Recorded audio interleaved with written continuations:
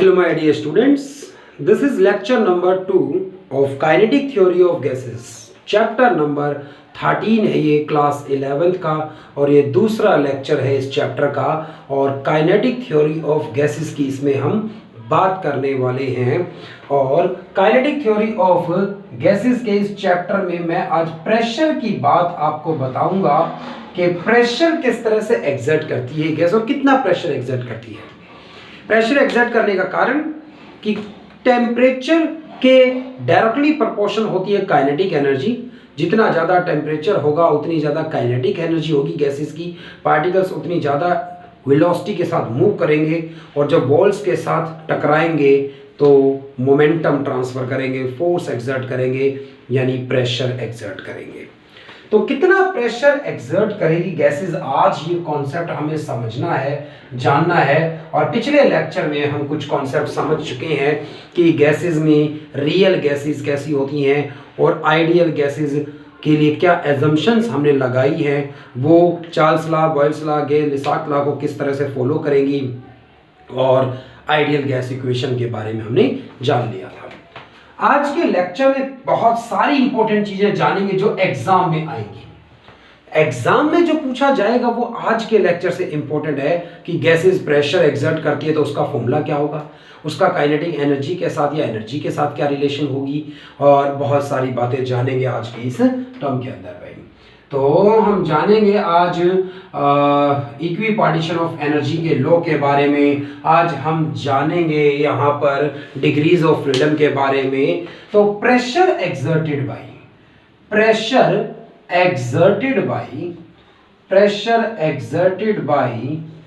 A gas लिख सकते हैं, बट हम जो डेरिवेशन कर रहे हैं वो आइडियल गैस को लेकर कर रहे हैं, इसलिए pressure exerted by an ideal gas. तो एक आइडियल गैस की बात करें तो एक आइडियल गैस प्रेशर कितना एग्जर्ट करेगी, ये डेरिवेशन मुझे जानना है, फॉर्मूला मुझे डिराइव करना है, और इसके अलावा कंसीडर क्या किया गया है भाई।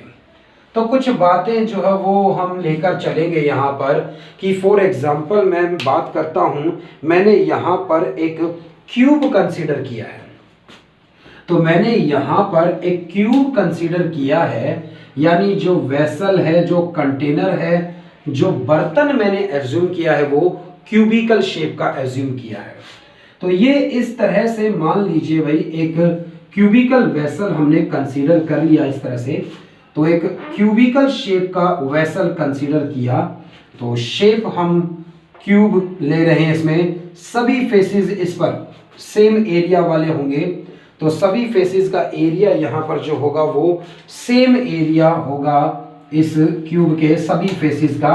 क्यूबॉइड लिया जा सकता था, सिलेंडर लिया जा सकता था, बट मैंने बहुत ही सिमेट्रिक फिगर यहाँ पर रखी, मतलब एक क्यूब रखा भी इस तरह से।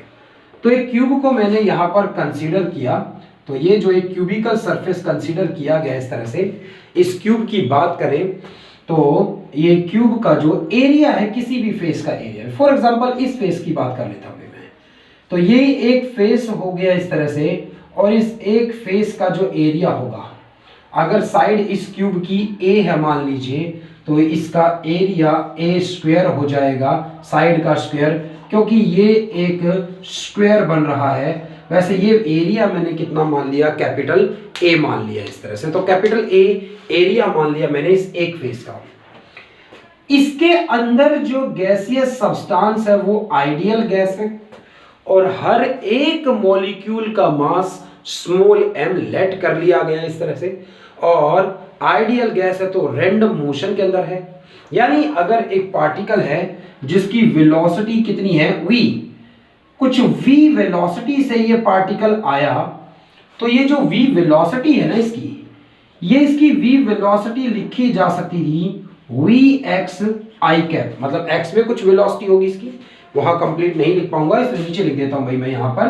तो स्पेस यहाँ पर थोड़ा कम दिखाई दे रहा था कि ये v वेलोसिटी से एक पार्टिकल किसी भी डायरेक्शन में मूव कर रहा था, यानी इसकी वेलोसिटी vx कंपोनेंट है x एक्सिस की डायरेक्शन में, इसका vy कंपोनेंट है y एक्सिस की डायरेक्शन में, और vz इसकी वेलोसिटी का कंपोनेंट है z एक्सिस में। तो इस तरह से इसकी वेलोसिटी जो है कुछ v वेलोसिटी है इसकी, एक्स कंपोनेंट, एक्स में, वाई में, जेड में, तीनों डायरेक्शन में ये पार्टिकल मूव कर सकता है और इक्वली मूव कर सकता है। जितना ये पॉजिटिव एक्स एक्सिस में जितना जा सकता है, ये नेगेटिव एक्स एक्सिस में भी उतना ही जाने के लिए फ्री था, क्योंकि मैंने आइडियल गैस में क्या एज्यूम किया है, रैंडम मोशन एज्यूम किया है। भाई अपनी इसकी मर्जी है, किसी पर्टिकुलर टाइम पर ये किस स्टेट में था, तो ये एक्स में, वाई में, जेड में, minus X minus Y minus Z में सभी में जाने के लिए इक्वली इच्छुक है। भाई इसकी जहां मन करेगा ये वहां जा सकता था, फ्री है ये इस तरह से। तो यानी ये कुछ इस वेलोसिटी से इस तरह से चल रहा था। मान लेता हूं भाई ये वाई एक्सिस की डायरेक्शन है, इस तरह से ये वाई एक्सिस की डायरेक्शन हो गई है, और ये इस डायरेक्शन में जो था ना ये जेड एक्सिस हो गया, और ये इस तरफ जो जा रहा था ना ये हो गया एक्स एक्सिस भी इस तरह से। तो एक्स एक्सिस की डायरेक्शन होगी इस तरह से, एक्स वाई जेड तीन कोऑर्डिनेट्स मैंने कंसीडर कर लिए, ये एक्स है, ये वाई है, ये जेड है, इस तरह से, ये ओरिजिन है इस तरह से। और अगर ये वाला जो प्लेन है ना, ये एरिया जो है ये वाई जेड प्लेन में है, आपको मैं ये बता दूं कि ये जो मैंने शेडेड कर दिया है ये वाला पोर्शन, एक क्यूब अगर इस तरह से कंसीडर किया जाए कि मैं इस डस्टर से कंसीडर करूं, ये वैसे क्यूबॉइड है, बट मान लीजिए इसको क्यूब की शेप होती, तो एक ये वाला फेस है जो ओरिजिन को टच कर रहा है इधर वाला, एक ये जो शेडेड कर दिया ये लास्ट वाला इस तरह से। मैंने क्या किया था, इस तरह इस डायरेक्शन में एक्स मान लिया है, ऊपर की तरफ वाई मान लिया और आपकी तरफ जेड मान लिया है।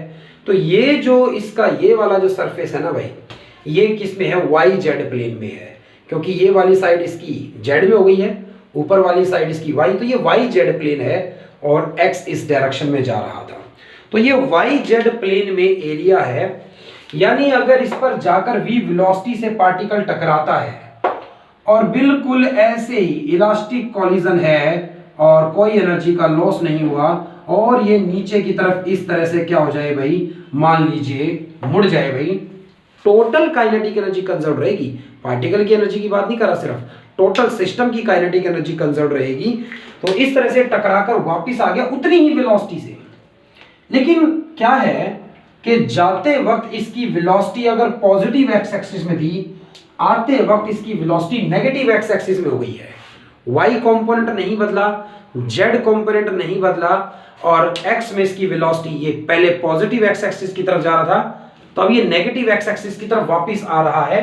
ये पहले भी नीचे जा रहा था, अब भी नीचे की तरफ जा रहा है। वाई में, जेड में इसकी वेलोसिटी नहीं बदली, लेकिन इसकी एक्स में वेलोसिटी बदल गई है मान लीजिए। तो ये जाकर जब वाई जेड में जो प्लेन है उस प्लेन के साथ जब टकराया है, तो ये सामने जा रहा था और वापस आ गया है टकराकर, तो इस तरह से जा रहा था तो इस तरह से मुड़ गया है। 5वें चैप्टर में मोमेंटम के ऐसे क्वेश्चन हमने किए हैं। तो वाई में और जेड में इसकी वेलोसिटी नहीं बदली, बट एक्स में इसकी डायरेक्शन बदल गई। ये पहले पॉजिटिव एक्स एक्सिस में जा रहा था, अब नेगेटिव एक्स एक्सिस में जा रहा है। तो एक्स में इसकी वेलोसिटी की डायरेक्शन क्या हो गई है, चेंज हो गई है। स्पीड सेम है, मैग्नीट्यूड नहीं बदला, डायरेक्शन बदल गई है भाई। तो कंसीडर किया जाए पहली बात कि कंसीडर, आप एक आइडियल गैस कंसीडर करिए इस तरह से। तो consider an ideal gas, consider an ideal gas with n, small n number of molecules, small n number of molecules per unit volume, per unit volume। Small n यहां पर क्या है, number of molecules है पर unit volume के अंदर, number of molecules per unit volume के अंदर है। Consider an ideal gas with n number of molecules per unit volume, full stop, let small m is the mass of, small m is the mass of each molecule। भाई हर एक molecule का जो मास है वो कितना है, स्मॉल m है।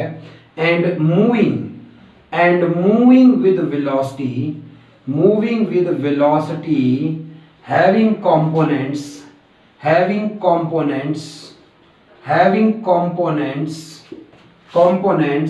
Vx, Vy, Vz in x, y and z direction.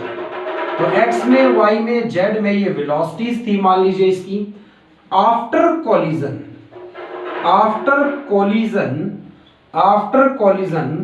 Components are, components are, सामने कोलिजन किया इसने जाकर, और अब इसके कंपोनेंट्स क्या हो गए हैं, एक्स में इसकी डायरेक्शन रिवर्स हो गई है, वाई में इसकी डायरेक्शन अभी भी वही है, जेड में भी इसकी डायरेक्शन अभी भी वही बनी हुई है। तो पहले इस बात को समझिए अच्छे से कि एक पार्टिकल कोई कंसीडर किया मैंने, ये पार्टिकल जिसका मास कितना है भाई, स्मॉल m इस पार्टिकल का मास है, और m मास का ये पार्टिकल कुछ v स्पीड से चल रहा था, v वेलोसिटी से चल रहा था। सामने वाले जो है वो एक दीवार थी इस तरह से, उस दीवार पर इसने जाकर कोलिजन किया, टकराने के बाद ये पार्टिकल वापस जो है वो घूम गया इस तरह से कि x में इसकी वेलोसिटी की डायरेक्शन चेंज हो गई है, y और z में कोई चेंज नहीं आया है इसके अंदर में। तो x एक्सिस में इसकी वेलोसिटी की डायरेक्शन जो है वो क्या हो गई है, चेंज हो गई है। पहले ये पॉजिटिव x एक्सिस में जा रहा था, अब ये नेगेटिव x एक्सिस की तरफ जा रहा है, तो इसलिए इसके मोमेंटम में चेंज आया है। तो इसीलिए इसके मोमेंटम में चेंज आया है। तो ये जो थ्योरी अभी लिखी है इसके जस्ट बाद लिखते हैं कि देयरफॉर चेंज इन मोमेंटम, कि अगर बात करी जाए मोमेंटम में चेंज की, तो देयरफॉर चेंज इन मोमेंटम की अगर बात करें कि मोमेंटम में, जस्ट अ मिनट, मोमेंटम में क्या चेंज आया है अगर ये पूछा जाए, तो therefore change in momentum, change in momentum of molecule भाई, मॉलिक्यूल के मोमेंटम में कितना चेंज आया भाई, फाइनल मोमेंटम हो गया मास इनटू में वेलोसिटी। फाइनल वेलोसिटी इसकी नेगेटिव एक्स एक्सिस में है, तो y में इसकी वेलोसिटी नहीं बदली है, z में इसकी वेलोसिटी नहीं बदली है, y और z के मोमेंटम में कोई चेंज नहीं आया है भाई इस पार्टिकल के। इस तरह से अगर इस तरह से टकराया है, 5वें चैप्टर में हम करते थे इस तरह से क्वेश्चन कि जितने मोमेंटम से आकर टकराया है उतने ही मोमेंटम से नीचे चला गया, 45 के एंगल पे आया 45 पे नीचे चला गया। रिजोल्व करने पर देखोगे y वाली वेलोसिटी दोनों बार नीचे आएगी, तो y में वेलोसिटी नहीं बदली, x में वेलोसिटी पहले पॉजिटिव एक्स एक्सिस में थी अब नेगेटिव एक्स एक्सिस में हो गई है, तो फाइनल मोमेंटम हो गया माइनस mvx, फिर माइनस का साइन लगाऊं, इनिशियल मोमेंटम था मास इनटू में वेलोसिटी, और भाई ये फाइनल मोमेंटम क्या हुआ, मास इनटू में वेलोसिटी होता है, वेलोसिटी माइनस x में हो गई है तो माइनस mvx, माइनस इनिशियल क्या था mvx, तो पार्टिकल के मोमेंटम में कितना चेंज आया है 2mvx भाई, इतना मोमेंटम इस पार्टिकल का चेंज हुआ है। बट टोटल मोमेंटम तो क्या रहना चाहिए, कंजर्व रहना चाहिए। इतना मोमेंटम अगर इसका चेंज हुआ है तो इतना ही मोमेंटम उसको इंपार्ट किया होगा, टोटल मोमेंटम क्या रहता है भाई, कंजर्व रहता है। तो momentum imparted, momentum imparted to wall, तो ये पार्टिकल वॉल पर जाकर टकराया है, पार्टिकल के मोमेंटम में इतना चेंज आया है, तो इसने भी तो कुछ मोमेंटम जो है उसे चेंज लाया होगा ताकि टोटल मोमेंटम कंजर्व रहे। तो साइन चेंज कर दीजिए भाई साइन चेंज कर दीजिए, इतने मोमेंटम में चेंज आया वॉल के, इतने मोमेंटम में चेंज आया पार्टिकल के, दोनों को ऐड करूं तो चेंज क्या हो जाएगा, 0, क्योंकि law of conservation of momentum कहता है टोटल मोमेंटम तो कंजर्व रहना चाहिए। यहां पर भाई इतना मोमेंटम वॉल को मिला, एक मॉलिक्यूल टकराता है जाकर और इतना जो है वो मोमेंटम वॉल को ट्रांसफर करता है भाई। तो number of molecules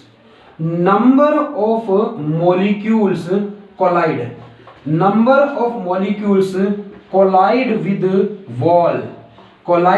wall in time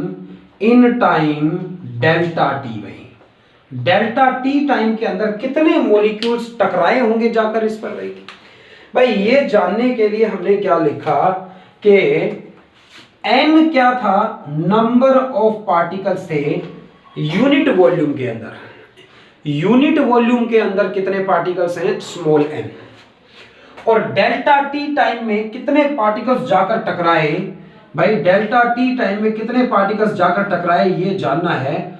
vx क्या है, वेलोसिटी है, जिस वेलोसिटी से वो चल रहे हैं, और टाइम से मल्टीप्लाई कर दूं, वेलोसिटी इनटू में टाइम क्या हो गया, डिस्टेंस हो गया, लेंथ हो गई, कि भाई यहां से कुछ पार्टिकल्स थे और डेल्टा टी टाइम में सारे जाकर टकरा गए तो कितनी लेंथ हो गई, डिस्टेंस कितना ट्रेवल किया, वेलोसिटी इनटू में टाइम की होगी लेंथ, और इस दीवार के सामने कितने पार्टिकल्स थे वो एरिया से मल्टीप्लाई करूं भाई। पहली बात तो ये याद करिए, एरिया इनटू में लेंथ, बर्नौली प्रिंसिपल में भी यूज किया हमने, इक्वेशन ऑफ कॉन्टिन्यूटी में भी, कि कुछ वेलोसिटी है, वेलोसिटी इनटू में टाइम हो गया डिस्टेंस, मतलब लेंथ हो गई एक तरह से, और इस लेंथ को एरिया से मल्टीप्लाई करूं तो एक वॉल्यूम बन गई कि इतनी वॉल्यूम के अंदर जितने पार्टिकल्स थे वो सारे जाकर टकराए हैं।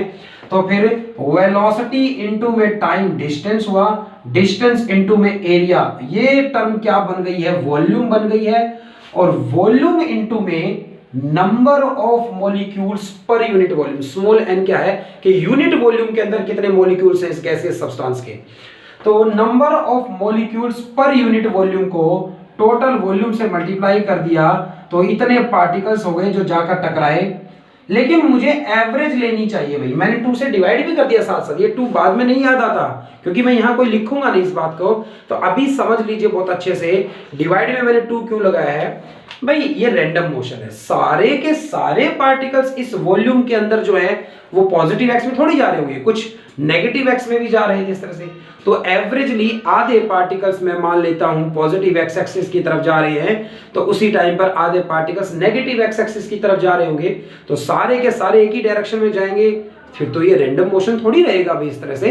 तो आइडियल गैस के लिए एज्यूम किया गया था, फिर से एक बात सुन लीजिए, एक पार्टिकल का मास कुछ m है, वो कुछ वेलोसिटी से जाकर टकराता है, तो उसके y के कंपोनेंट, z के कंपोनेंट अगर फिक्स रहे और x का कंपोनेंट बदल गया है तो मोमेंटम में कितना चेंज आया, final momentum minus initial momentum.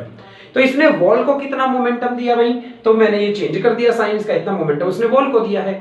एक मॉलिक्यूल इतना मोमेंटम दे रहा है और डेल्टा टी कुछ टाइम इंटरवल ले लिया मैंने कि उस टाइम के अंदर कितने मॉलिक्यूल्स टकराए इसके साथ जाकर, तो n है number of molecules per unit volume, और वॉल्यूम ये वेलोसिटी इनटू में टाइम लेंथ, लेंथ इनटू में एरिया वॉल्यूम, और वॉल्यूम इनटू में small n total number of molecules जो डेल्टा टी टाइम में यहां पर थे, और 2 से डिवाइड कर दिया कि वो जाकर टकराए क्योंकि आधे अपोजिट में भी जा रहे हैं, एवरेज रखी हुई मैंने। इतने मॉलिक्यूल्स अगर डेल्टा टी टाइम में टकराए हैं तो total momentum imparted, total momentum imparted in time delta T, in time interval delta T.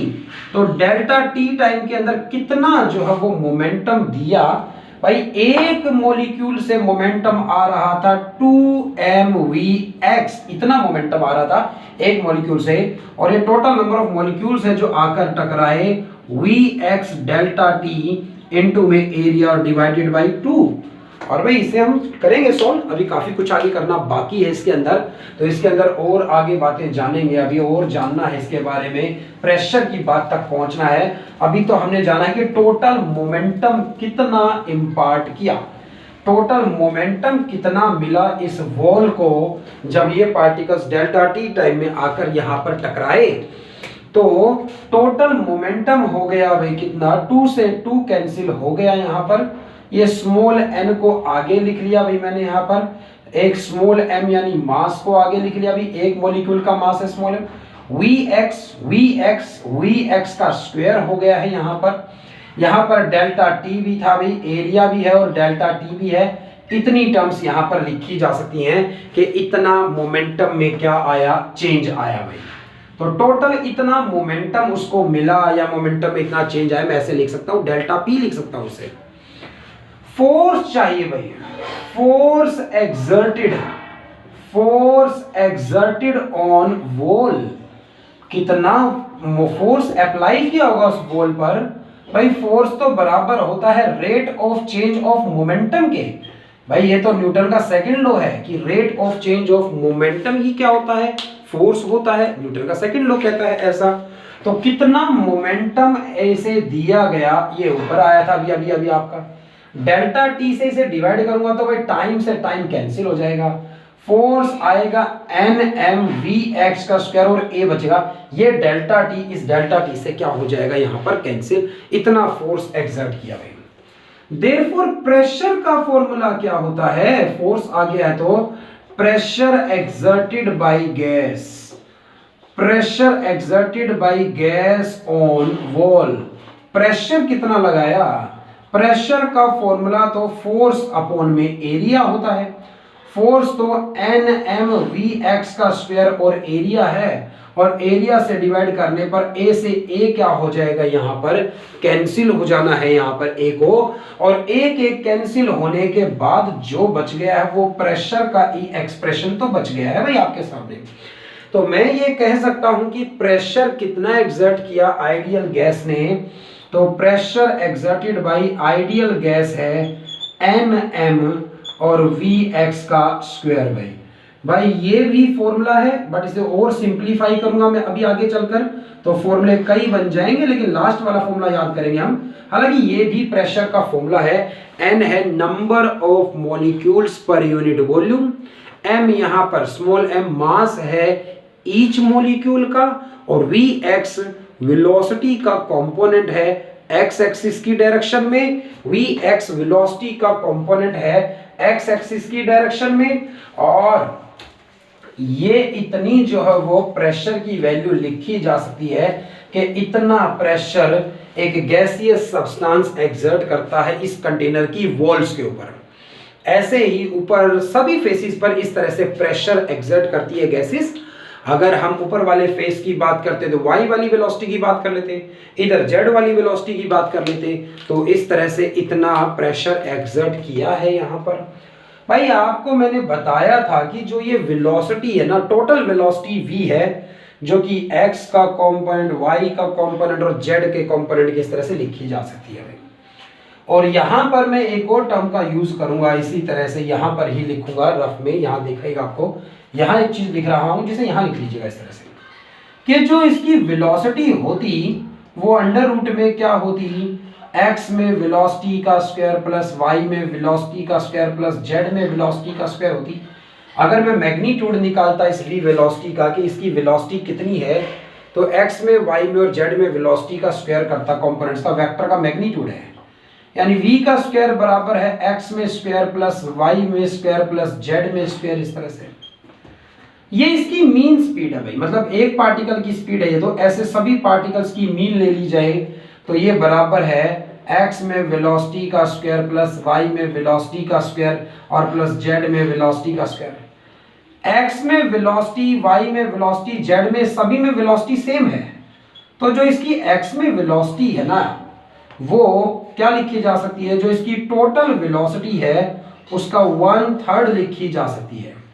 इतनी ही वेलोसिटी के चांसेस x में हैं, इतने ही उसके y में जाने के चांसेस हैं, इतने ही z में। तो ये जो यहाँ वेक्टर निकाल, इसके नीचे लिख लेना, ये वाली जो टर्म है समझने के लिए, ये डेरिवेशन में नहीं करनी, बीच में डेरिवेशन में सीधा करेंगे हम यहाँ पर, तो इसे वहां समझिएगा कि v वेक्टर है जो इसकी वेलोसिटी रिप्रेजेंट कर रहा है, जिसको लिखा जा सकता है कि x में कितनी वेलोसिटी, y में कितनी, z में कितनी।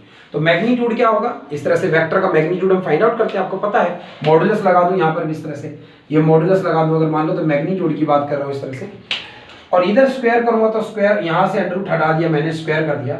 x में, y में, z में, तीनों में इसकी वेलोसिटी के कंपोनेंट सेम है, x में, y में, z में, तीनों में ये इक्वली जा सकता है, रैंडम मोशन है, तो x में, y में, z में, तीनों में वेलोसिटी सेम है, तो मैंने x वाली का 3 टाइम्स कर दिया इसलिए से। तो x में जो वो कितनी लिखी जा सकती है कि जो इसकी मीन यानी एवरेज स्पीड है, बहुत सारे पार्टिकल्स हैं इसके अंदर, हर एक पार्टिकल का स्पीड का सम कर कर मैं एवरेज स्पीड फाइंड आउट करूं, तो एवरेज स्पीड का स्क्वायर डिवाइडेड बाय 3 बराबर है x में जो इसकी स्पीड होगी उसके स्क्वायर का। ये वाली टर्म जो है वो आप इसके नीचे लिखिएगा, वेक्टर के नीचे, और ये सिर्फ आपके समझने के लिए लिखवाई है मैंने यहाँ पर, कि मैं इस डेरिवेशन में यहां तक लिखने के बाद इतना प्रेशर एक गैसियस सब्सटेंस एक्सर्ट करेगा, और इसमें जो P प्रेशर है बराबर है Nm, और ये जो x में स्पीड का स्क्वायर है ये लिखा जा सकता है कि इसकी नॉर्मल जो स्पीड है, और ये बार ऊपर जो लगाया मतलब इसकी मीन स्पीड ली अभी मैंने, एवरेज ली एक तरह से स्पीड, और टोटल स्पीड जो थी उसका 1/3 कर दूंगा। तो x में जो स्पीड है, x में जो स्पीड है उसे मैंने मीन स्पीड बाई 3 कर दिया इस तरह से, ये यहाँ पर पुट किया गया है, ये साइड में लिख दीजिएगा इस तरह से। ये भी एक प्रेशर का फॉर्मूला आ गया, अब ये टोटल स्पीड की टर्म में आ गया है, x वाली स्पीड नहीं, नॉर्मली इसकी कुछ स्पीड दे रखी है कि एवरेज स्पीड एक मॉलिक्यूल की कितनी है v, तो आपको x वाली स्पीड की जरूरत नहीं है कि x में उसकी स्पीड कितनी है, y में कितनी ना, एवरेज स्पीड उसकी v है। तो ये फॉर्मूला बन गया एवरेज स्पीड की टर्म्स में। इस फॉर्मूले को और आगे बढ़ाया जा सकता था भाई, और वो इस तरह से कि m यहां पर मास है, m यहां पर मास है किसका, एक मॉलिक्यूल का, और n यहां पर नंबर ऑफ मॉलिक्यूल्स हैं। m यहां पर नंबर ऑफ मॉलिक्यूल्स हैं यूनिट वॉल्यूम के, number of molecules in unit volume, और हर एक मॉलिक्यूल का मास m से मल्टीप्लाई करूं तो ये तो मास हो गया यूनिट वॉल्यूम का। nm मतलब यहां पर मास हो गया किसका, अपॉन में वॉल्यूम यानी पर यूनिट वॉल्यूम का, और मैं इसे डेंसिटी लिख सकता हूं, मैं इसे डेंसिटी लिख सकता हूं। तो इसीलिए nm, n का मतलब था number of molecules unit volume के अंदर कितने हैं, और एक मॉलिक्यूल का मास अगर m है तो यानी n से मल्टीप्लाई करने के बाद टोटल मास आ गया किसका, n number of unit volume के अंदर जो पार्टिकल्स है उनका मास आ गया, और यूनिट वॉल्यूम के अंदर टोटल मास कितना है, तो वो डेंसिटी कहलाती है, मास पर यूनिट वॉल्यूम। तो इसीलिए 1/3 रहने दीजिए, और nm को डेंसिटी लिखा जा सकता है, और स्पीड का स्क्वायर कर दो। ये प्रेशर का वो फॉर्मूला आ गया जो याद रखने लायक है भाई। बाकी तो डेरिवेशन चलता जा रहा था इसलिए आ रहे थे, बट ये वो सबसे सिंपलीफाई कर फॉर्मूला डराइव कर लिया। हमसे पूछा जाए कि एक गैसियस सब्सटेंस कितना प्रेशर एक्सर्ट करती है भाई, तो 1/3 है यहां पर, और गैसियस सब्सटेंस की डेंसिटी कितनी है, रो है, और v है स्पीड। जितना ज्यादा टेम्परेचर होगा उतनी ज्यादा स्पीड होने लगेगी पार्टिकल्स की, और इसका मतलब उतना ज्यादा प्रेशर भी एक्सर्ट करेगा फिर वो गैसियस सब्सटेंस भाई। स्पीड जितनी ज्यादा होगी उतनी स्पीड से वो भागेंगे, तो प्रेशर मोमेंटम जितना ज्यादा होगा प्रेशर उतना ज्यादा एक्सर्ट करेंगे। ये प्रेशर का फॉर्मूला हम यूज करेंगे जब कोई हमें कहे कि pressure exerted by a gaseous substance का फॉर्मूला बताइए कि एक गैसियस सब्सटेंस कितना प्रेशर एक्सर्ट कर सकती है। तो एक गैसियस सब्सटेंस है और किसी वेसल के अंदर, कंटेनर के अंदर उसे रखा गया है, तो कितना प्रेशर वो एक्सर्ट करेगी, ये बात इस डेरिवेशन से हमने जान ली है, समझ ली है कि कितना प्रेशर एक गैसियस सब्सटेंस एक्सर्ट करेगी इन वॉल्स के ऊपर, इन कंटेनर की वॉल्स के ऊपर। अब इनकी रिलेशन जो है वो एनर्जी के साथ जानते हैं भाई। प्रेशर है यानी एनर्जी है, तो एक गैसियस सब्सटेंस प्रेशर कितना एक्सर्ट करेगा ये उसका फॉर्मूला आ गया। एक गैसियस सब्सटेंस के पार्टिकल्स रैंडम मोशन के अंदर है, उनकी कुछ स्पीड है, तो यानी उनकी कुछ काइनेटिक एनर्जी भी है। तो एक गैसियस सब्सटेंस की एनर्जी कैसी है भाई, काइनेटिक एनर्जी है मान लीजिए भाई। तो किसी T टेम्परेचर पर कुछ काइनेटिक एनर्जी है और कुछ प्रेशर एक्सर्ट कर रहे हैं भाई, तो एक रिलेशन होनी चाहिए भाई, एक रिलेशन होनी चाहिए, relation between pressure and energy, relation between pressure and energy. Pressure में और एनर्जी में क्या रिलेशन होगी भाई, तो प्रेशर कितना एक्सर्ट करती है गैसियस सब्सटेंस, वो आया 1/3 डेंसिटी इनटू में स्पीड का स्क्वायर। वैसे डेंसिटी को तो मास डिवाइडेड बाय वॉल्यूम लिखा जा सकता था, डेंसिटी को मास डिवाइडेड बाय वॉल्यूम लिखा जा सकता था, तो स्पीड का स्क्वायर हो गया।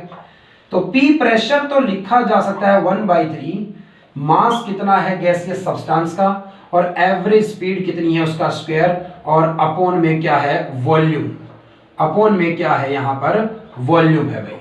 तो यहां पर स्मॉल v ऊपर तो एवरेज स्पीड डिनोट कर रहा है और नीचे v वॉल्यूम है, और मैं यहां से वॉल्यूम को इधर ले जाऊं इस तरह से, तो ये प्रेशर इनटू में वॉल्यूम हो जाएगा इधर आकर, और बराबर है 1/3 हाफ mv का स्क्वायर।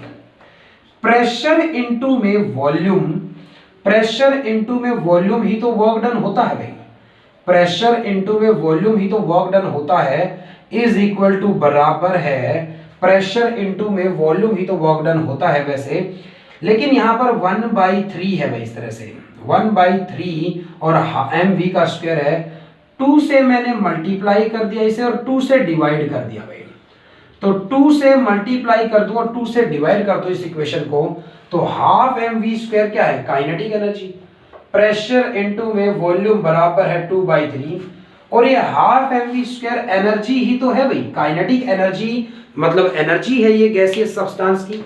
तो हाफ mv² को मैंने एनर्जी पुट कर दिया, और यहाँ pv भाई 1 मोल गैस के लिए अगर बात करें, for 1 mole of a gas, for 1 mole of a gas, अगर 1 मोल गैस की बात करी जाए तो pv इज इक्वल टू किसके लिखा जा सकता है, RT के। तो यहां पर pv को RT लिख दिया जाए तो 2/3, और ये E एनर्जी है, यानी एनर्जी किसी गैसियस सब्सटेंस की 3/2 RT लिखी जा सकती है। तो 3/2 RT एनर्जी लिखी जा सकती है। एनर्जी डायरेक्टली प्रोपोर्शनल है किसके भाई, टेम्परेचर के। बिल्कुल सही बात है। और ये ई एनर्जी जो होती है, ये जो ई एनर्जी होती है, ये काइनेटिक एनर्जी की फॉर्म में है, ये काइनेटिक एनर्जी की फॉर्म में ही तो होती है भाई। तो एनर्जी जो है वो काइनेटिक एनर्जी की फॉर्म में होती है। तो हाफ mv² बराबर है 3/2 RT के, mass constant 1/2 constant, 3/2 constant, R constant, v² proportional है टेम्परेचर के, यानी वेलोसिटी प्रोपोर्शनल होती है अंडर रूट में टेम्परेचर के। जितना ज्यादा टेम्परेचर होगा उतनी ज्यादा जो है वो क्या होगी, वेलोसिटी होगी गैसियस सब्सटेंस की। तो प्रेशर कितना एग्जर्ट किया उसका फॉर्मूला लिखा, उसमें डेंसिटी को मास अपॉन वॉल्यूम लिखा, 2 से ऊपर मल्टीप्लाई किया, 2 से नीचे मल्टीप्लाई किया। तो प्रेशर के इस फॉर्मूले से एनर्जी की भी रिलेशन आ गई कि एनर्जी 3/2 RT लिखी जा सकती है for 1 mole of a gas के लिए। फॉर 1 मोल ऑफ गैस के लिए आई है ये result, for 1 mole of gas के लिए भाई। तो इस तरह से एनर्जी और टेम्परेचर में रिलेशन पता चली कि एनर्जी डायरेक्टली प्रोपोर्शनल है टेम्परेचर के, और वेलोसिटी भी डायरेक्टली प्रोपोर्शनल है किसके, टेम्परेचर के। तो ये एक गैसियस सब्सटेंस के लिए हमने जान लिया कि प्रेशर के इस फॉर्मूले से एनर्जी में और टेम्परेचर में क्या रिलेशन है, इस तरह से कि एनर्जी टेम्परेचर के डायरेक्टली प्रोपोर्शनल है और वेलोसिटी अंडर रूट में टेम्परेचर के डायरेक्टली प्रोपोर्शनल है। अब बात आती है डिग्रीज ऑफ फ्रीडम की। तो अब आगे बात आती है डिग्रीज ऑफ फ्रीडम की, कि डिग्रीज ऑफ फ्रीडम क्या होती है भाई। एक गैसियस सब्सटेंस जो है, एक गैसियस सब्सटेंस जो है उसके अंदर क्या है, बहुत सारे पार्टिकल्स हैं। वो पार्टिकल्स मोनो एटॉमिक हो सकते हैं, डाई एटॉमिक हो सकते हैं। मॉलिक्यूल्स कहने का मतलब मोनो एटॉमिक गैस हो सकती है, डाई एटॉमिक गैस हो सकती है, ट्राई एटॉमिक गैस हो सकती है, पॉली एटॉमिक गैस हो सकती है। तो जो गैसियस सब्सटेंस है उसमें डिग्री ऑफ फ्रीडम का क्या मतलब था। मान लीजिए एक मोनो एटॉमिक गैस है, एक मोनो एटॉमिक गैस की अगर बात करी जाए तो एक मोनो एटॉमिक गैस के अंदर एक सिंगल पार्टिकल होगा, जैसे हीलियम है, सॉरी जैसे नियोन है, जैसे कि आर्गन है। तो इनकी बात करी जाए, नियोन है, आर्गन है, तो इनकी अगर बात करी जाए, बिल्कुल हीलियम की भी बात करी जाए जैसे, तो हीलियम है, नियोन है, आर्गन है, यानी इनर्ट गैसेस जो है वो कैसी हैं, मोनो एटॉमिक गैसेस हैं। तो उनका पार्टिकल एनर्जी लेने के बाद एक्स में मूव कर सकता था, वाई में मूव कर सकता था, जेड में मूव कर सकता था, मतलब ट्रांसलेशनल मोशन हो सकता है उसके अंदर। उस पार्टिकल की पोजीशन को रिप्रेजेंट करने के लिए मुझे एक्स वाई जेड कोऑर्डिनेट्स की जरूरत होगी। अगर एक डाई एटॉमिक मॉलिक्यूल जैसे O2 है, N2 है, H2 है, N2 है, N2O2 H2 की बात करूं मैं इस तरह से, S2 है, तो इस तरह से अगर बात करूं मैं डाई एटॉमिक गैसेस की, उनके पार्टिकल्स x में मूव कर सकते थे, y में मूव कर सकते थे, z में मूव कर सकते थे, और वो रोटेट भी कर सकते थे, क्योंकि डंबल की तरह हो गए हैं भाई। दो एटम्स हैं तो डायटोमिक गैस बन गई और उनके बीच में एक बॉन्ड है, वो इस तरह से क्या कर सकते थे, रोटेट कर सकते थे किसी एक्सिस पर। तो इनके अंदर रोटेशनल काइनेटिक एनर्जी भी हो सकती है और ट्रांसलेशनल काइनेटिक एनर्जी भी हो सकती है। दोनों तरह की एनर्जी की बात करनी पड़ेगी। हाई टेम्परेचर पर बहुत ज्यादा वाइब्रेशन भी होती है, कम टेम्परेचर पर वाइब्रेशन कम होती है, तो वाइब्रेशन की एनर्जी को नेगलेक्ट कर देते हैं। नहीं तो जब मोनो एटॉमिक की बात करूंगा तो एक्स में जा सकता है, वाई में जा सकता है, जेड में जा सकता है, प्लस ऑसिलेट भी तो कर सकता था, बट हाई टेम्परेचर पर बहुत ज्यादा एनर्जी होती है, कम टेम्परेचर पर कम ही एनर्जी होती है, नेग्लेक्ट कर दी मैंने इस तरह से।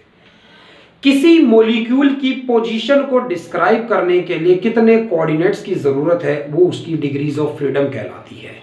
किसी मॉलिक्यूल के लिए, किसी मॉलिक्यूल की पोजीशन को डिनोट करने के लिए कितने कोऑर्डिनेट्स की जरूरत है आपको, इंडिपेंडेंट कोऑर्डिनेट्स की जरूरत है, उसे क्या कहते हैं, डिग्रीज ऑफ फ्रीडम कहते हैं। The number of independent coordinates, the number of independent coordinates, the number of independent coordinates required, the number of independent coordinates required to represent, required to describe, the number of independent coordinates required to describe the position of, describe the position of, describe the position of a molecule, describe the position of a molecule are called degrees of freedom, are called degrees of freedom। या फिर ये भी कह सकते हैं कि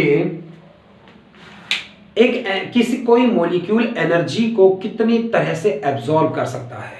एक molecule ने कुछ एनर्जी एब्जॉर्ब करी और वो एक्स में जाना चाहता है, वाई में जाने के लिए एब्जॉर्ब करी, जेड में जाने के लिए भी एब्जॉर्ब करी, वाइब्रेट करने के लिए भी एनर्जी एब्जॉर्ब करी है, रोटेट करने के लिए भी एनर्जी एब्जॉर्ब करी है, तो उसकी टोटल एनर्जी किसके बराबर होगी, इन सब एनर्जीज के सम के बराबर होगी।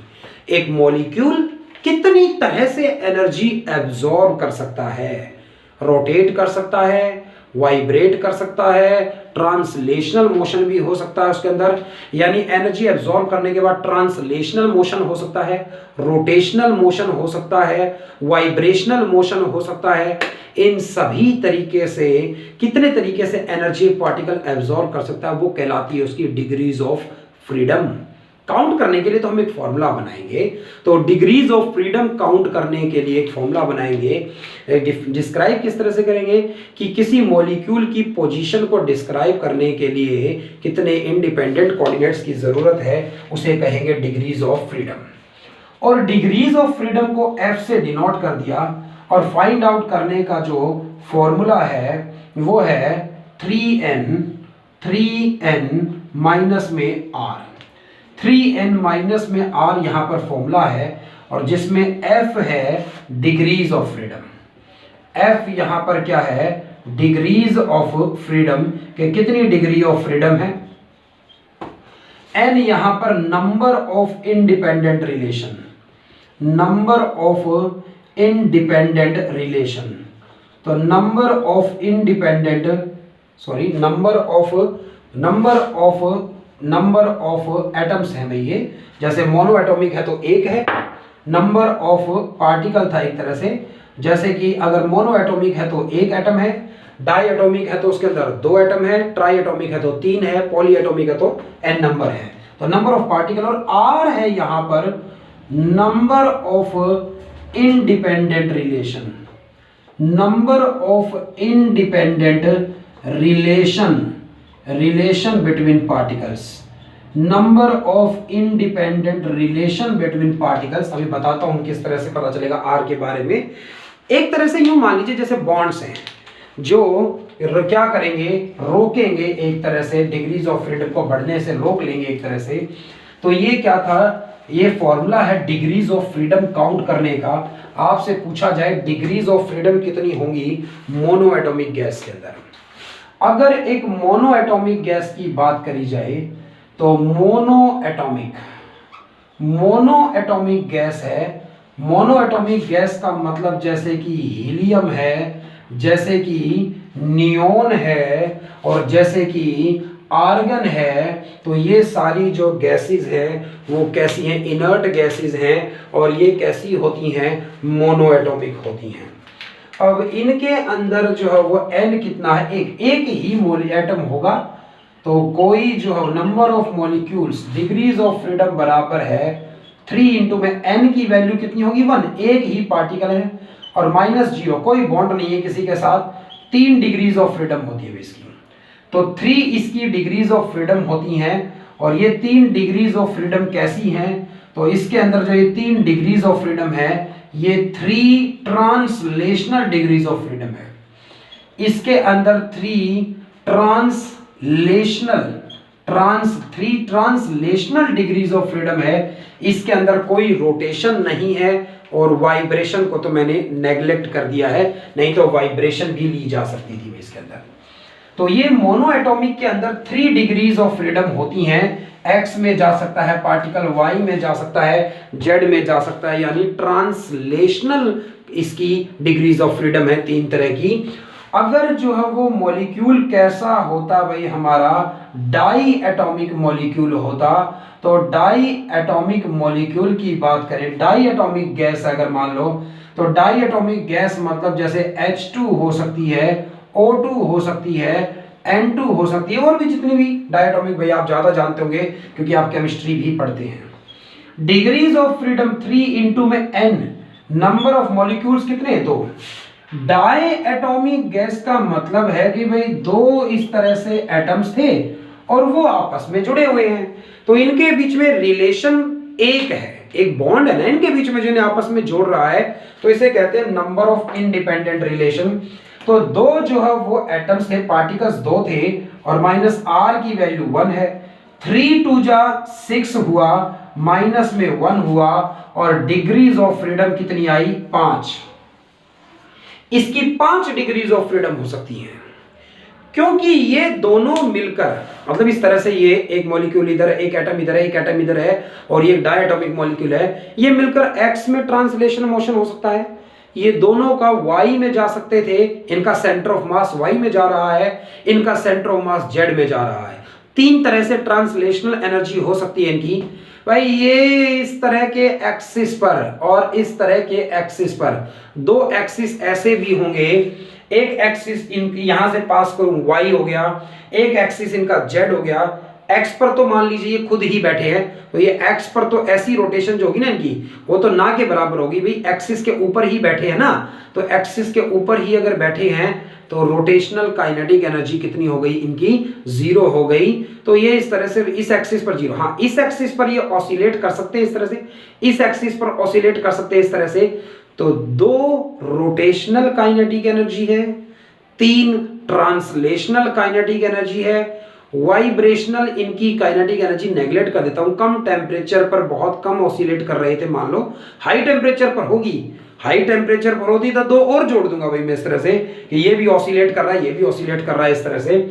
तो 5 डिग्रीज ऑफ फ्रीडम है, जिसमें से 3 ट्रांसलेशनल है इसके पास, 3 इसके पास ट्रांसलेशनल है, और प्लस 2 इसके पास कैसी हैं? रोटेशनल है। ये रोटेट भी कर सकता था अलग अलग एक्सिस पर, तो इस तरह से इसकी डिग्रीज ऑफ फ्रीडम है।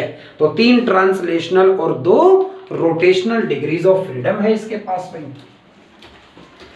तो समझ पा रहे होंगे इस कॉन्सेप्ट को कि डिग्रीज ऑफ फ्रीडम का मतलब एक तरह से कि कितनी तरह की काइनेटिक एनर्जी हो सकती है उसके पास भाई। तो उसकी काइनेटिक एनर्जी होगी तो वो एक्स एक्सिस में मूव कर सकता था, जेड में मूव कर सकता था, वाई में मूव कर सकता था। ये 3 तरह की ट्रांसलेशनल है, और वो ऑसिलेट भी कर सकता है, सॉरी वाइब्रेट भी कर सकता है, ओह माफ कीजिएगा, वो रोटेट भी कर सकता है। तो ये रोटेशनल काइनेटिक एनर्जी रही उसकी, वाइब्रेशनल एनर्जी को नेगलेक्ट किया है। हाई टेम्परेचर पर ज्यादा वाइब्रेशन होती है तब नेगलेक्ट नहीं करते। तो फिर इसकी 5 + 2 वाइब्रेशनल यानी 7 इसकी हो जाती, बट हर केस में मैं वाइब्रेशनल को नेगलेक्ट करूंगा, तो इसलिए 5 इसकी थी। तो मोनो एटॉमिक की डिग्रीज ऑफ फ्रीडम 3 है, जो कि तीनों ट्रांसलेशनल है। और अगर बात करी जाए किसकी, डाई एटॉमिक की, तो 5 डिग्रीज ऑफ फ्रीडम है, जिसमें 3 ट्रांसलेशनल और 2 रोटेशनल है। और तीसरी बात अगर आपको कहे, ट्राई एटॉमिक मॉलिक्यूल है। ट्राई एटॉमिक मॉलिक्यूल में 2 केसेस हो सकते थे भाई। पहला केस ये है, मॉलिक्यूल कैसा हो? लीनियर। लीनियर का मतलब जैसे कार्बन डाइऑक्साइड है, जैसे कि कार्बन डाइऑक्साइड है, इस तरह से कार्बन डाइऑक्साइड का मॉलिक्यूल हो सकता है, या CH2 का मॉलिक्यूल हो सकता है। तो इनके अंदर क्या है कि भाई ऐसे जैसे कार्बन बीच में था और दूसरी तरफ ऑक्सीजन है और इधर दूसरी तरफ ऑक्सीजन है, ये ऑक्सीजन है, ये ऑक्सीजन कार्बन एक लाइन पर है। ये ट्राई एटॉमिक है, 3 पार्टिकल्स है लेकिन लीनियर है। और डिग्रीज ऑफ फ्रीडम बराबर है भाई 3 में, पार्टिकल्स तो 3 है भाई, एक बॉन्ड इधर हो गया, एक बॉन्ड ये हो गया, नंबर ऑफ रिलेशंस कितनी है 2 हैं और इसीलिए डिग्रीज ऑफ फ्रीडम 3 3 जा 9 - 2 7 डिग्रीज ऑफ फ्रीडम है भाई इसके। अगर ये ट्राई एटॉमिक मॉलिक्यूल कैसा होता, नॉन लीनियर होता भाई, नॉन लीनियर होता इस तरह से जैसे कि H2O हुआ भाई, वेपर्स की बात कर सकता हूं ना भाई मैं गैसियस स्टेट में, तो H2O की बात कर सकता हूं मैं वेपर स्टेट में है भाई, ध्यान रखना। तो या फिर H2O की बजाय कोई और हो सकता है, अभी मैं आपको नहीं लिख पा रहा तो मुझे याद नहीं आ रहा भाई अभी, तो अभी नॉन लीनियर इस तरह से रखिएगा भाई। तो ये नॉन लीनियर है इस तरह से। तो नॉन लीनियर का मतलब इस तरह से रहा कि भाई ये एक ट्रायंगल टाइप में बन जाए, जैसे H2O में होता तो है सभी, तो इस तरह से होता है कि एक ऑक्सीजन इधर होती है और फिर भाई 2 H इधर इधर होते हैं। तो इस तरह से लीनियर मॉलिक्यूल ना होकर इस तरह का हो जाए तो H2O बिल्कुल आ सकता है इसमें भी वेपर स्टेट के अंदर, टेंशन ना लीजिए। तो ये नॉन लीनियर ट्राई एटॉमिक है। और अब डिग्रीज ऑफ फ्रीडम के लिए क्या होगा, 3 में 3 है और 1 2 3 रिलेशन हो गई। तो जरूरी नहीं कि ये बॉन्ड्स ही हो गई, एक्सिस हैं कुछ इस तरह के जिन्हें कंसीडर किया गया है। तो डिग्रीज ऑफ फ्रीडम 3 3 जा 9 - 3 6 डिग्रीज ऑफ फ्रीडम है इसकी। अगर ट्राई एटॉमिक मॉलिक्यूल कैसा है, लीनियर है, तो 7 डिग्रीज ऑफ फ्रीडम है। अगर ये तो रिस्ट्रिक्ट हो गया, यानी ये इसकी रोटेशन के एक्सिस और रिस्ट्रिक्ट हो गए हैं, बल्कि ये ज्यादा एक्सिस पर ऑसिलेट कर सकता था, ये रोटेट कर सकता था, ये कम हो गया है। तो इसलिए डिग्रीज ऑफ फ्रीडम इसकी और कम हो गई है, बल्कि नंबर ऑफ रिलेशन ज्यादा होंगी तो कम कर देगा उसको। तो 6 डिग्रीज ऑफ फ्रीडम है किसमें, ट्राई एटॉमिक अगर कैसा है, ट्राई एटॉमिक मॉलिक्यूल अगर नॉन लीनियर है तो 6 डिग्रीज ऑफ फ्रीडम आई है, और अगर लीनियर है तो 7 डिग्रीज ऑफ फ्रीडम आई है। तो ये डिग्रीज ऑफ फ्रीडम है। कोई पॉली एटॉमिक गैस है भाई, मतलब उसके अंदर n है, तो फॉर्मूला तो फिर हमने लिख ही दिया भाई 3n - r, कि भाई r कितना है और नंबर ऑफ पार्टिकल्स कितने हैं वो देखते हैं, तो किसी की भी डिग्रीज ऑफ फ्रीडम आप बता सकते हैं भाई। अब एक बड़ा ही जबरदस्त लॉ है कि जैसे मान लीजिए आपके घर में बहुत सारी चॉकलेट्स आई हैं, तो क्या किया, आपके घर में जो सबसे बड़ा बैठा है भाई, मतलब सबसे जो मुखिया आपके घर का, आपके दादाजी दादी नाना नानी जो भी मतलब आपके घर में इस वक्त आपके मुखिया है या आपके फादर है या मदर है, सभी बच्चों में उस खाने की चीज़ों को या टॉयज को इक्वली डिस्ट्रीब्यूट करने की कोशिश करते हैं भाई। वो सभी बच्चों में बराबर चीज़ें बांटने की कोशिश करते हैं।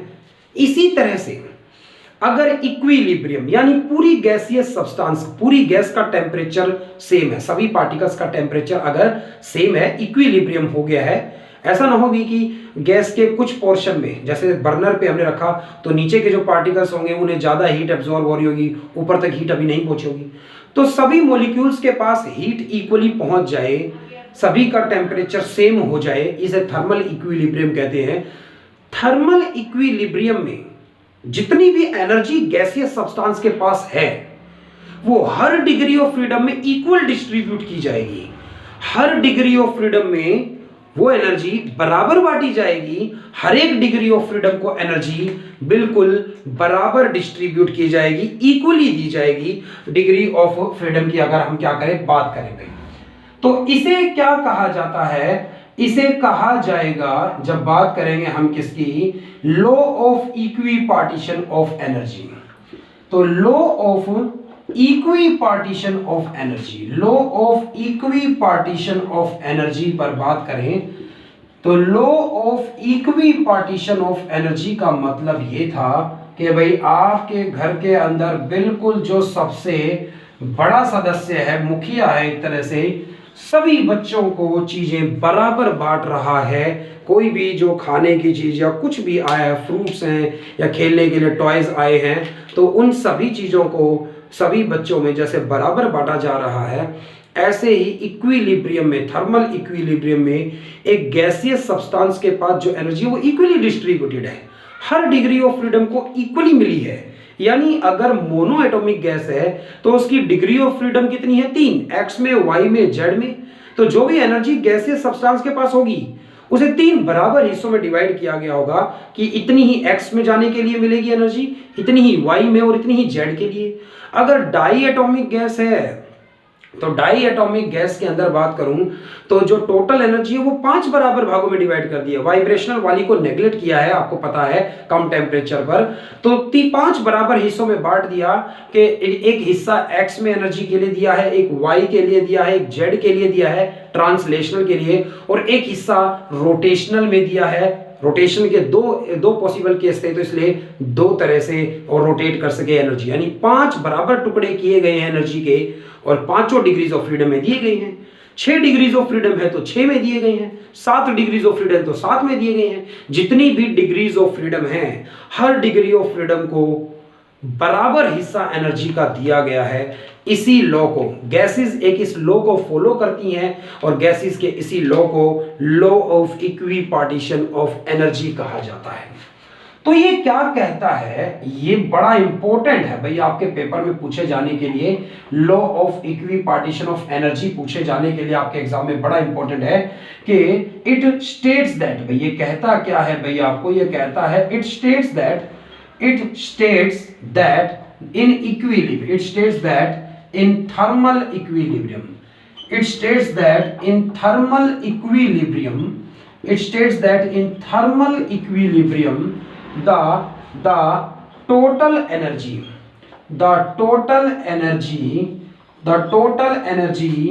is equally distributed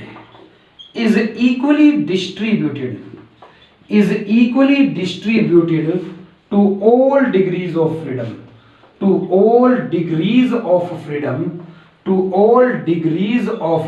freedom। भाई ये दादाजी वाला काम कर रहा है, और कभी कभी घर में दादाजी जो है वो किसी एक बच्चे से ज्यादा प्रेम कर रहे होते हैं तो किसी एक को ज्यादा भी दे देते हैं, बट ये दादाजी सबको बराबर एनर्जी डिस्ट्रीब्यूट करेंगे, तो बिल्कुल सबको बराबर एनर्जी डिस्ट्रीब्यूट करेंगे ये। तो it states that in thermal equilibrium the total energy is equally distributed to all degrees of freedom of a gas and is equal to half RT and is equal to half RT for each mole, यानी 1 mole भाई, for each mole of a gas for each degree of freedom। यानी अब आपसे बात करी जाए क्या कि भाई डिग्री ऑफ फ्रीडम का, ये जो डिग्री ऑफ फ्रीडम समझने के बाद हमने law of equipartition of energy का मतलब ये था कि energy her degree of freedom को बराबर बांटी जाएगी, और कितनी होगी, 1 मोल की बात करूं, अगर 1 मोल सब्सटेंस है तो 1 मोल गैसियस सब्सटेंस की हर डिग्री ऑफ फ्रीडम को हाफ RT एनर्जी मिली होगी, यानी जितना ज्यादा टेम्परेचर होगा उतनी ज्यादा एनर्जी उसे दी गई होगी। तो इसीलिए अगर कोई मुझसे पूछे कि किसी गैसियस सब्सटेंस की एनर्जी का फॉर्मूला क्या होगा, यहां पर लिखता हूं भाई कि इंटरनल एनर्जी का फॉर्मूला फिर क्या होगा, एक गैसियस सब्सटेंस है और उसकी इंटरनल एनर्जी कितनी होगी, U से डिनोट करूंगा, F क्या है, डिग्रीज ऑफ फ्रीडम है, और हाफ RT एनर्जी हर एक डिग्री ऑफ फ्रीडम को दी है, तो ये इंटरनल एनर्जी ऑफ 1 मोल भाई ऐसे लिखेगा, internal energy of 1 mole of gas, किसी भी गैस के 1 मोल की टोटल एनर्जी कितनी होगी भाई, तो इंटरनल एनर्जी मतलब एनर्जी, इंटरनल एनर्जी पिछले चैप्टर में पढ़ी है भाई, जितना ज्यादा टेम्परेचर होगा उतनी ज्यादा इंटरनल एनर्जी होगी। Internal energy of 1 mole of a gas, किसी भी गैस के 1 मोल की टोटल एनर्जी कितनी होगी भाई, हर एक डिग्री ऑफ फ्रीडम को, एक मोल के हर डिग्री ऑफ फ्रीडम को हाफ RT एनर्जी मिली है, ऐसा law of equipartition of energy ने समझाया है कि is equal to half RT for each mole of a gas for each degree of freedom. भाई हर डिग्री ऑफ फ्रीडम को, एक मोल गैस है तो उसके हर डिग्री ऑफ फ्रीडम को हाफ RT एनर्जी मिली है। तो अगर उसके अंदर F डिग्रीज ऑफ फ्रीडम है, टोटल नंबर ऑफ, तो मल्टीप्लाई करूं तो हर एक डिग्री ऑफ फ्रीडम को हाफ RT मिली है, और number of degrees of freedom से मल्टीप्लाई करूं कि डिग्रीज ऑफ फ्रीडम कितनी है उसके पास, उससे मल्टीप्लाई करने पर ये टोटल एनर्जी बनी, ये टोटल इंटरनल एनर्जी भी हो गई एक गैसियस सब्सटेंस की। तो एक गैसियस सब्सटेंस की टोटल एनर्जी अगर आपको जाननी है, टोटल इंटरनल एनर्जी यानी सभी काइनेटिक एनर्जी का सम, आप जानते हैं इंटरनल एनर्जी का मतलब है सभी काइनेटिक एनर्जी का सम, रोटेशनल, ट्रांसलेशनल, वाइब्रेशनल, सभी एनर्जीज का सम। वाइब्रेशनल को नेगलेक्ट करके चल रहे हैं अभी थ्योरेटिकली, तो क्योंकि वो कम है, बहुत ही नेगलेक्ट कर दिया हमने उसे। तो सभी काइनेटिक एनर्जी का सम ही इंटरनल एनर्जी कहलाती है, और किसी भी गैस या सब्सटेंस की इंटरनल एनर्जी आप इस फॉर्मूले से जान सकते हैं। अब एक बहुत ही इंपॉर्टेंट कॉन्सेप्ट है जो पेपर में इस चैप्टर से पूछा जाता है अक्सर, मोनो एटॉमिक के लिए molar specific heat at constant volume, diatomic के लिए, ट्राई एटॉमिक के लिए कुछ वैल्यूज फाइंड आउट करनी है भाई मुझे। तो मुझसे पूछा जाए ये रिलेशन क्या है, Cp की वैल्यू पूछी जाएगी, Cv की वैल्यू पूछी जाएगी, एंड गामा की वैल्यू पूछी जाएगी फॉर डिफरेंट गैसेस भाई, फॉर डिफरेंट गैसेस भाई। तो सभी गैसेस के लिए Cp की वैल्यू, Cv की वैल्यू या गामा की वैल्यूज पूछी जाए आपसे, सबसे पहले बात करते हैं भाई मोनो एटॉमिक गैस की। सबसे पहले बात करते हैं मोनो एटॉमिक गैस की, और मोनो एटॉमिक गैसेस मतलब जिसकी डिग्रीज ऑफ फ्रीडम कितनी होती हैं, फॉर्मूला 3n-r होता है, और भाई एक ही मॉलिक्यूल है, कोई रिलेशन नहीं है, 3 डिग्रीज ऑफ फ्रीडम है। तो इसकी इंटरनल एनर्जी कितनी होगी, फॉर्मूला हाफ RT अपॉन में 2 पढ़ा है मैंने, तो भाई 3 डिग्रीज ऑफ फ्रीडम है तो 3RT/2। मोनो एटॉमिक गैस की बात करूं तो यानी सिंगल एटम, सिंगल मॉलिक्यूल्स हैं इसके अंदर, तो हर एक डिग्री ऑफ फ्रीडम में half RT energy I, 3 degrees of freedom है, तो टोटल इंटरनल एनर्जी 3/2 RT हो गई है इसकी। तो 3/2 RT इंटरनल एनर्जी है मोनो एटॉमिक गैस की। तो molar specific heat at constant volume क्या होगी भाई, पिछले चैप्टर में फर्स्ट लॉ ऑफ थर्मोडायनेमिक्स से याद आ जाना चाहिए आपको, प्रीवियस लेक्चर जो आए थे, लास्ट लेक्चर में भी इसका जिक्र किया था मैंने, एडियाबैटिक प्रोसेस में internal energy du/dt with respect to temperature differentiate करूं तो ये molar specific heat at constant volume है। भाई ना याद आए क्या पता हो सकता है, तो मेरा बताना फर्ज बनता है हीट कितनी चाहिए टेम्परेचर के रिस्पेक्ट में फॉर एक नंबर ऑफ मोल के लिए, तो इसे कहते हैं मोलर स्पेसिफिक हीट। अगर मैं एक मोल की ही बात करूं तो n की वैल्यू कितनी हो जाती है 1, और एट कांस्टेंट वॉल्यूम पर बात करूं तो ये हो जाता है Cv, और भाई डेल्टा Q बराबर था डेल्टा U प्लस PdV के, किससे, फर्स्ट लॉ ऑफ थर्मोडायनेमिक्स से। वॉल्यूम कांस्टेंट है तो ये वर्क करना ही नहीं पड़ेगा, तो सारी एनर्जी जो है वो इंटरनल एनर्जी चेंज करने में यूज होगी, और भाई दोनों तरफ टेम्परेचर के रिस्पेक्ट में डिफरेंशिएशन किया तो molar specific heat at constant volume को डेल्टा Q/ΔT लिख सकता हूं, नहीं तो du/dt लिख सकता हूं भाई।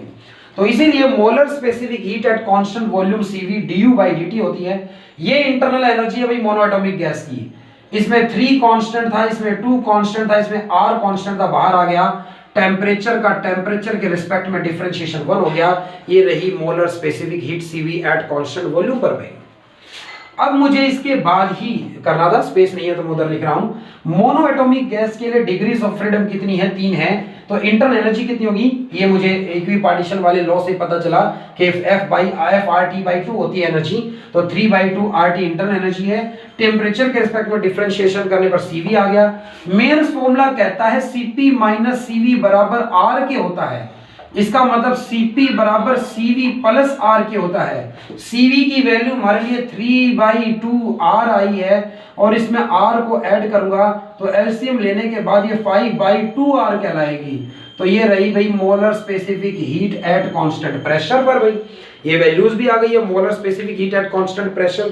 तो मैंने डिग्रीज ऑफ फ्रीडम एक फॉर्मूले से फाइंड आउट कर ली मोनो एटॉमिक के लिए, इंटरनल एनर्जी फाइंड आउट कर ली एक फॉर्मूले से, सीवी फाइंड आउट कर ली एक फॉर्मूले से, सीपी फाइंड आउट कर ली एक फॉर्मूले से। अब रहा गामा। मोनो एटॉमिक गैस के लिए गामा क्या होगा, सभी के लिए गामा होता है CP divided by CV. CP है 5/2r और सीवी है 3/2r। r से r और 2 से 2 कैंसिल होने पर 5/3 बचता है।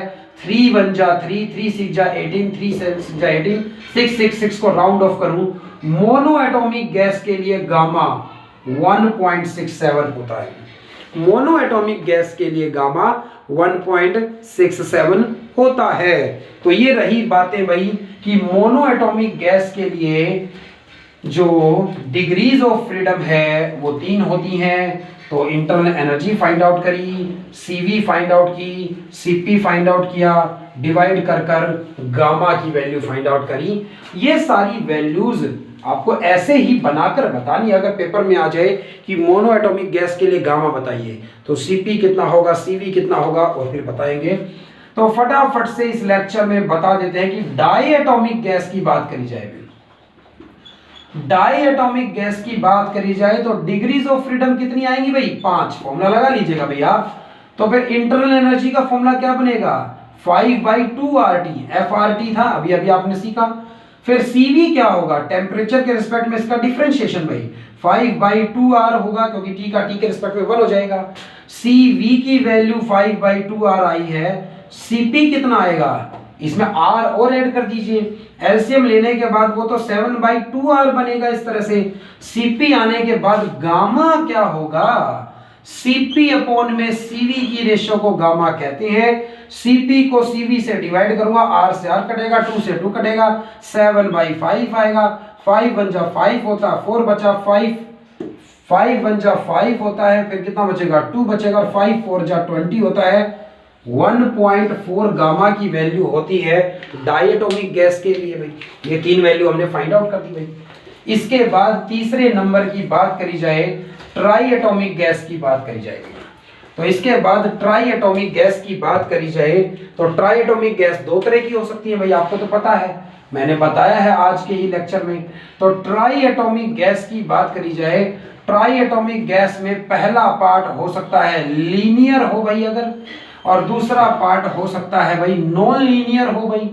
तो लीनियर या नॉन लीनियर 2 तरह से हो सकती है ये। लीनियर है तो डिग्रीज ऑफ फ्रीडम कितनी होगी, 7। इंटरनल एनर्जी होगी 7/2RT और भाई CV की वैल्यू आएगी 7/2R और भाई CP की वैल्यू यहां से फिर आएगी 9/2R और भाई इनको डिवाइड करने पर गामा आएगा इनका CP divided by CV। Gamma आएगा 9/7, 7 1 जा 7 बचा 2, 7 2 जा 14 बचा 6, 7 8 जा 56, तो 1.28 समथिंग। और नॉन लीनियर है तो डिग्रीज ऑफ फ्रीडम आई 6 और भाई इंटरनल एनर्जी आई 6/2RT यानी 3RT और भाई यहां पर CV की वैल्यू आती है 3R।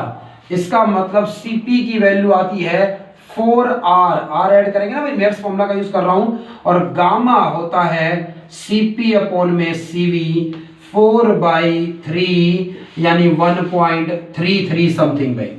पेपर में कंपेयर करना आ जाए कि गामा की वैल्यू ट्राई एटॉमिक में लीनियर के लिए ज्यादा होती है या नॉन लीनियर के लिए। लीनियर के लिए 1.28 है, नॉन लीनियर के लिए 1.33 है। ज्यादा किसके लिए है, नॉन लीनियर के लिए। Molar specific heat at constant pressure, molar specific heat at constant volume से ज्यादा होती है और वो एक कांस्टेंट होता है गामा, वो अलग अलग गैसेस के लिए अलग अलग हो सकता है। अब एक जनरल फॉर्मूला लिख देते हैं पॉली एटॉमिक का कि अगर पॉली एटॉमिक गैस है कोई, यानी n नंबर ऑफ पार्टिकल्स हो सकते हैं उसके अंदर मॉलिक्यूल्स 3 4 5 6 2 कुछ भी हो सकते हैं, एक से ज्यादा है। तो भाई मैं लिख दूं ये फॉर्मूला किसके लिए, मैंने फॉर्मूला लिखा पॉली एटॉमिक गैसेस के लिए भाई। तो पॉली एटॉमिक गैसेस मतलब बहुत सारे जो है वो गैसेस हैं उसके अंदर, 3 से भी ज्यादा होते तो डिग्रीज ऑफ फ्रीडम कुछ F है, यानी इंटरनल एनर्जी कुछ F/2 है, यानी CV की वैल्यू F/2 है। इसका मतलब CP की वैल्यू, CP के लिए इसमें 1 प्लस करना पड़ेगा, 1 इसके अंदर प्लस करने पर R इसके अंदर प्लस करने पर R कॉमन आ जाएगा और F/2 प्लस 1 बचेगा भाई। R प्लस करने पर R कॉमन आएगा और F/2 प्लस 1 बचेगा इसके अंदर। ये CP की वैल्यू आ गई इसके अंदर। तो गामा की वैल्यू क्या होगी, CP अपॉन में CV होगी। और भाई CP को डिवाइड करूंगा अगर CV से, तो R से R कटेगा और F/2 प्लस 1 इंटू में R था, और भाई CV F/2 इंटू में R था। R से तो R कैंसिल हो ही गया भाई। ऊपर F/2 कॉमन ले लूँ, यहाँ कर देता हूँ भाई मैं स्पेस की कमी के कारण। F/2 ऊपर से कॉमन ले लिया भाई मैंने, यहाँ F/2 था तो 1 बचेगा, यहाँ F/2 था ही नहीं भाई, तो 2/F कर दीजिए भाई यहाँ पर, क्योंकि 2 कॉमन लिया है नीचे से तो यहाँ 2 ऊपर 2 आएगा, ऊपर से F कॉमन लिया जाए तो उल्टा हो जाएगा। और डिवाइड में F/2 है ही भाई यहाँ पर, F/2 से F/2 कैंसिल, तो गामा बराबर है 1 प्लस 2/F के। गामा किसके लिए भाई, ये है पॉली एटॉमिक गैसेस के लिए भाई, ये किसके लिए है, पॉली एटॉमिक गैसेस के लिए है।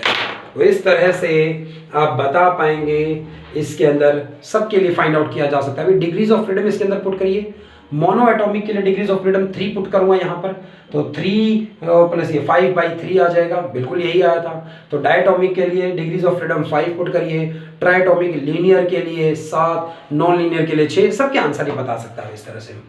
तो इस तरह से डिग्रीज ऑफ फ्रीडम और law of equipartition of energy, pressure exerted by a gas, और ये CP, CV और गामा की value different type of gases के लिए हमने फाइंड आउट करी है। और इसी के साथ बहुत सारा पार्ट इस चैप्टर का हमने खत्म किया है। तो कुछ स्पीड्स के बारे में, root mean square speed, most probable speed, इनके बारे में और हम थोड़ी सी अगले लेक्चर के अंदर जानेंगे और ख़त्म करेंगे इसको। Thanks guys.